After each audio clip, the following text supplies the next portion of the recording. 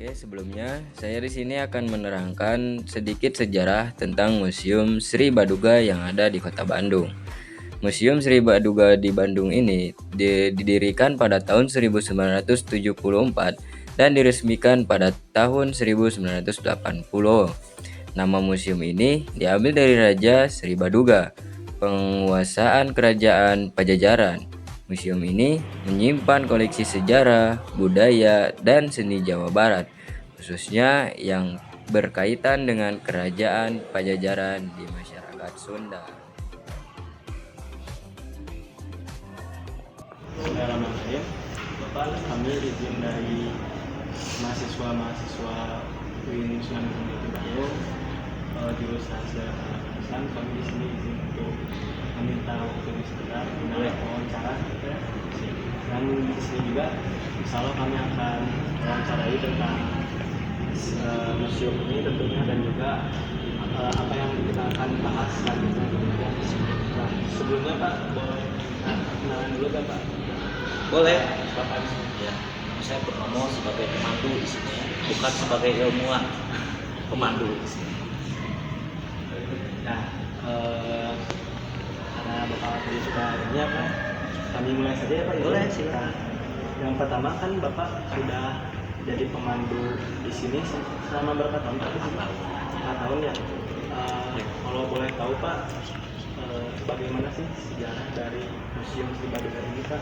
Oke, Museum Sri Baduga ini didirikan pada tahun 1974 dan diresmikan pada tanggal 5 Juni 1980 oleh Menteri Pendidikan dan Kebudayaan saat itu pada Yusuf bersama oleh Gubernur Jawa Barat, yaitu pengambilan benda-benda koleksi dari seluruh kabupaten kota di Jawa Barat. Jadi setelah 6 tahun kita berjibaku untuk membangun museum ini, akhirnya diresmikan. Selamat. Dari tadi kan udah ya Pak ya membahas tentang sejarahnya, tentang sejarah terbangunnya dari museum tersebut. Nah, tadi mengenai koleksi, kalau koleksi naskah dalam Museum Sri Baduga ini Teh, setahu Bapak ada berapa dan bagaimana cara mengkolektifkannya atas naskah-naskah yang lampau itu? Oke, benda-benda koleksi secara keseluruhan ada 7.000 ya. Yang dipamerkannya ada sekitar 10%, sekitar 700 artefak di sini. Dan untuk jumlah daripada naskah, kebetulan saya tidak tahu yang ada itu. Mungkin ada sekitar ratusan, belum mencapai secara detail saya kurang. Kalau boleh tahu juga Pak, bagaimana mengkolektifkan dari naskah-naskah tersebut yang pasti dari berbagai tempat gitu? Ya, oke. Untuk pengambilan naskah-naskah artefak jenis naskah ini tentu saja melalui berbagai macam proses, dan yang paling memakan waktu adalah kajian. Jadi tidak sembarangan kita ngambil sebuah naskah di sebuah daerah, karena harus diselaraskan dengan kepentingan umum. Naskah apa saja yang kita ambil, dan dari sekian yang kita ambil, terus mana nih yang paling relate untuk dipamerkan di ruang pameran museum ini. Lalu kita pun mempunyai perawatan ya, dengan sistem yang tersendiri, yaitu konservasi. Kita mempunyai 2 sistem. Konservasi yaitu preventif untuk pencegahan, dan kuratif untuk pertama. Jadi selama naskah tersebut berada di Museum Sri Baduga, insya Allah aman. Tadi kan katanya udah ngebahas juga gitu dari koleksi-koleksinya. Nah, terus dalam bentuk pengkoleksian dari bukunya Pak gitu, untuk yang mencatat tentang koleksi-koleksi dari Museum Sri Baduga ini ada berapa sih Pak gitu dalam bukunya tersebut gitu? Ya, dalam maksudnya buku dari naskah atau dari semuanya? Dari semua gitu. Semuanya itu tadi sudah saya bilang ada sekitar 7.000 koleksi, dan kita mempunyai sistem pembukuan yang disebut dengan register. itu selalu kita selalu kita pelajari, selalu kita perbaiki, karena tidak semua benda-benda koleksi ini utuh adanya mengenai datanya, terus mungkin dari fisiknya juga ada yang mengalami kerusakan yang parah karena berbagai hal dan sebagainya. Jadi kita memang punya kebutuhan yang kita sebut dengan register di Indonesia. Ya, mungkin Bapak cukupnya kan dari saya dan juga dari kelompok saya dalam mewawancarai yang wajibnya Pak yang ini ngetes, jadi tugas wajibnya dalam pewawancaraan tentang kekoleksian juga dan penasaran itu Pak.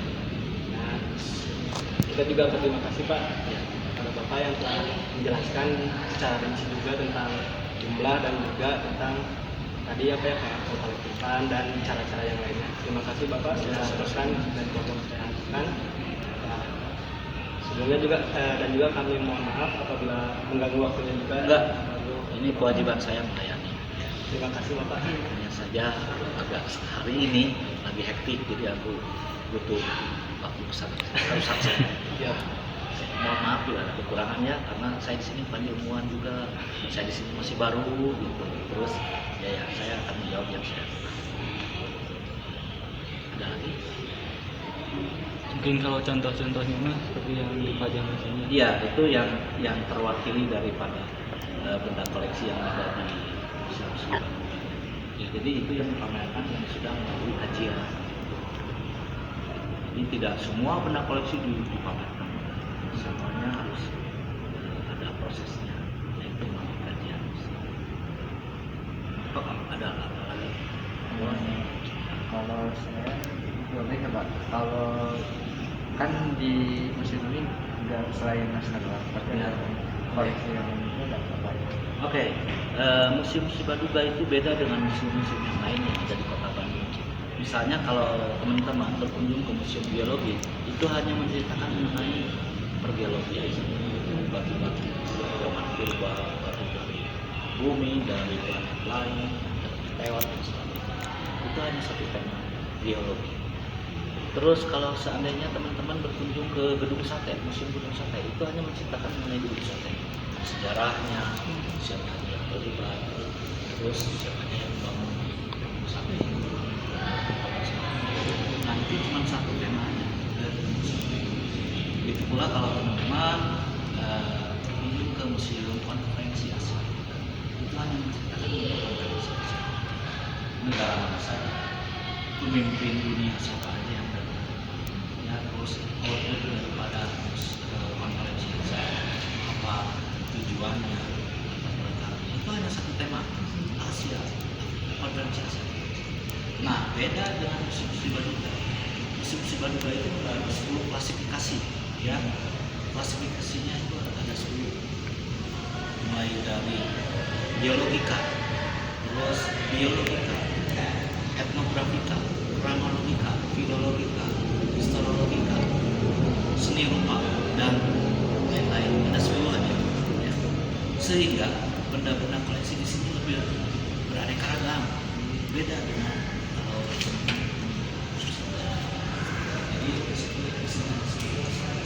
dalam pembabakannya kita dibagi menjadi 3 lantai. Yang lantai pertama itu kalau pembabakannya paling tua, misalnya mengenai potensi alam, ya dari Jawa Barat pada saat cuman kalau zaman ada gunung yang namanya Jayapura, Sunda, sampai terjadi terbentuknya gunung Tangkuban Perahu. Nah itu terus ada juga menceritakan di lantai satu prehistori atau prasejarah, sebelum sejarah ada, dulu yang belum mengenal tulisan, belum mengenal bacaan, di zaman prasejarah. Zaman apa aja itu zaman batu-batuan, seperti zaman Neolitikum, Paleolitikum, Mesolitikum dan sebagainya. Terus yang paling modernnya itu pada saat masuk agama Hindu dan Buddha, nah itu udah zaman sejarah. Ya, karena Hindu dan Buddha masuk ke Jawa Barat itu sekitar abad 4 dan 5. Bukan beberapa bukti keberadaan eksistensi agama Hindu dan Buddha itu ditemukannya prasasti Cibubur dan Candi Blandoman beserta jati jiwa di Karawang. Nah lantai 2 ini menceritakan mengenai pengaruh asing yang masuk. Jadi bisa kalian lihat ini semua bukan asing dari Jawa Barat, ya. Itu naskah kan dari Arab banyaknya Al-Qur'annya. Terus ini baju dari Cina, ini dari terus ada juga lukis kaca. Itu ada perpaduan antara Hindu dan Islam. Ini zaman Belanda, ya. Jadi bukan asli zaman orang Sunda asli. Terus itu ada busana Santana, yaitu perpaduan busana antara Sunda dengan Barat. Gitu. Terus itu zaman interior rumah kaum bangsawan. Suasana itu terjadi pada saat zaman kolonial. Itu yang lantai 2 itu lebih daripada pengaruh asing yang termasuk ini rumah panggung dulu itu orang Jawa Barat sebelum ada Belanda masuk itu rumahnya cuma kotak doang, ya, sama jerami kotak dan bisa diangkat.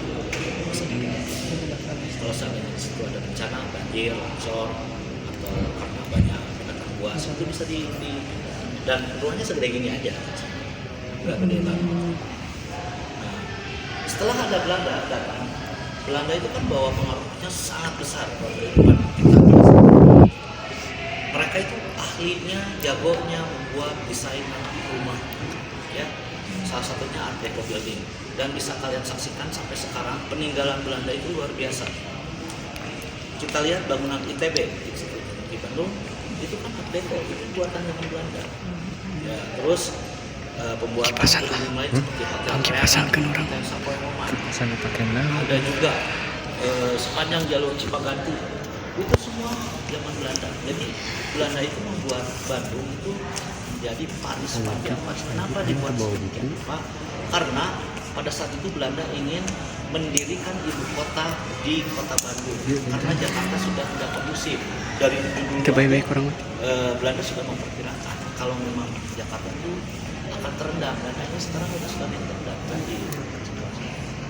Nah, korelasinya dengan rumah panggung karena melihat bangsa Belanda membuat rumah-rumah yang begitu bagus dengan paling terbaik sedunia untuk Art Deco-nya, untuk desainer sedunia, makanya orang Sunda itu salah satu ras orang Indonesia yang paling cerdik, yang paling pandai.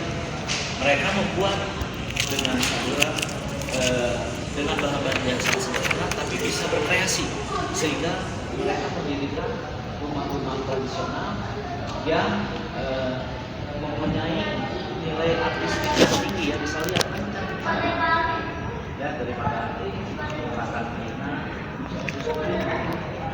nah itu ada beberapa bukti bisa dilihat dari bentuk atap rumahnya. Itu kita memanggil nama rumah tersebut dilihat dari bentuk atap rumahnya, seperti ada badan seperti dua, ya, terus ada limasan terus ada tulang apa seperti burung makan sayur dan sebagainya. Nah itu pengantar. Untuk lantai 3 itu mengenai industri tradisional, budaya dan kesenian yang ada di dalam. Jadi benda-benda koleksi ini diambil dari seluruh kabupaten kota yang ada di Jawa Barat karena ini milik pemerintah. Jadi tidak ada memamerkan benda-benda selain di luar Jawa Barat ya, kecuali di masterpiece. Itu memang masterpiece itu disebutnya karya, nanti benda-benda koleksinya. Terus sebagian ada yang dari luar. Oke, ada lagi? Kalau bukan tidak berjahat, Ya, kenapa? hanya tentang teknologika. Oke, mendingan nanti kalian akan saya kasih itu ada booklet bisa diminta di bawah resepsionisnya. Jadi sama aja diterangin dengan bahasa sama aja. Ada lagi yang lain? Udah? Terima kasih Pak. Ya, sama-sama. Boleh ke resepsionis. Nah, nanti bilang Museum Sri Baduga yang terletak di Kota Bandung, Jawa Barat, memiliki koleksi yang sangat beragam. dan mencerminkan sejarah serta budaya Sunda. Beberapa koleksi utama yang dapat ditemukan di museum ini antara lain: pertama, ada artefak prasejarah. Museum ini memiliki berbagai koleksi yang berkaitan dengan kehidupan manusia purba, termasuk alat-alat batu, fosil, dan replika manusia purba yang pernah hidup di wilayah Jawa Barat. Kedua, ada peninggalan sejarah Kerajaan Sunda. Koleksi ini mencakup berbagai artefak yang berkaitan dengan kerajaan-kerajaan Sunda kuno, seperti perhiasan, alat perunggu, dan benda-benda lainnya yang mencerminkan kehidupan masyarakat Sunda pada masa lalu. Yang ketiga, ada koleksi etnografi. Museum ini juga menyimpan koleksi yang menggambarkan kehidupan dan budaya masyarakat Sunda, termasuk pakaian adat, alat musik tradisional, dan berbagai benda budaya lainnya yang mencerminkan cara hidup masyarakat Sunda. Yang keempat, ada koleksi numismatik. Museum Sri Baduga memiliki koleksi uang kuno dari berbagai periode, termasuk uang logam dan uang kertas yang digunakan di wilayah Jawa Barat. Yang kelima, ada koleksi seni rupa. Di sini Anda bisa menemukan berbagai karya seni rupa, baik yang klasik maupun kontemporer, yang berasal dari berbagai seniman Indonesia, terutama yang berfokus pada budaya Sunda. Yang keenam, ada koleksi flora dan fauna. Selain benda budaya, museum ini juga memiliki koleksi diorama hewan dan tumbuhan yang ditemukan di Jawa Barat, memberikan gambaran tentang keanekaragaman hayati di daerah tersebut. Dengan koleksi yang begitu kaya, Museum Sri Baduga berfungsi sebagai tempat penting untuk mempelajari sejarah dan budaya Jawa Barat, khususnya untuk budaya Sunda.